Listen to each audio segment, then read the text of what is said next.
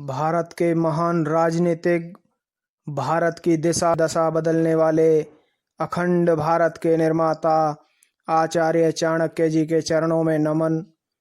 इस श्लोक में चाणक्य जी कहते हैं, धनानि भूमो पश्व गोष्ठे भार्या गृह द्वारे सखा शमशाने देहिश्चतायाम परलोक मार्गे धर्मानुगो गच्छति जीव एक है।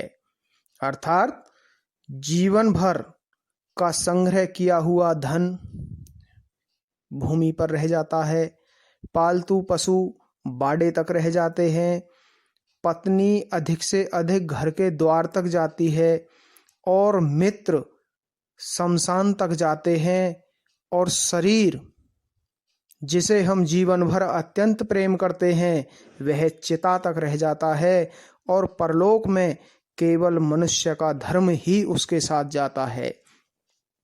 यहाँ पर चाणक्य जी के कहने का आशय है कि हे मानव, जिन्हें तू अपना समझकर अधर्मी होकर दूसरों से छल कपट और भ्रष्ट होकर धन संपदा कमाता है, अपने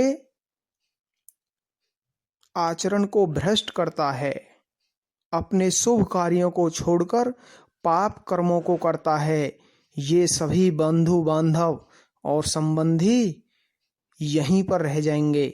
सिर्फ तेरे साथ तेरे शुभ कर्म, तेरा धर्म, तेरा आचरण, वह तेरे साथ स्वर्ग या नरक की यात्रा करेगा। यहाँ पर चाणक्य जी ने किसी व्यक्ति विशेष के मोह को भंग करने का प्रयास कतई नहीं किया है।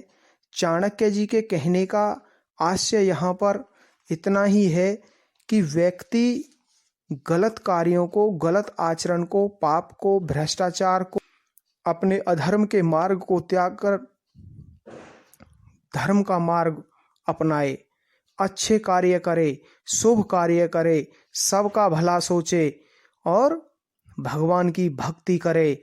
इस तरह से वह जीवन को श्रेष्ठ बनाए।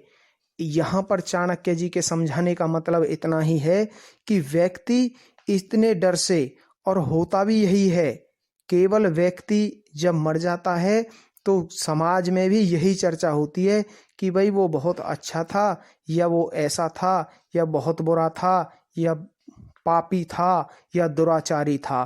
तो उसके कर्म और उसका धर्म जो उसने निभाया, उसी की चर्चा यहाँ पर भी रह जाती है, और आगे स्वर्ग और नरक का द्वार भी उसी पर तय होता है। इसलिए मनुष्य को हमेशा सत्कर्मों की ओर आकर्षित और अग्रसर होना चाहिए। आचार्य चाणक्य जी की ये बातें आपके जीवन को अनंत काल तक प्रेरणा देती रहेंगी। अपने आप को संभालो, अपने आप को संभालो। इसी के साथ यह श्लोक संपूर्ण।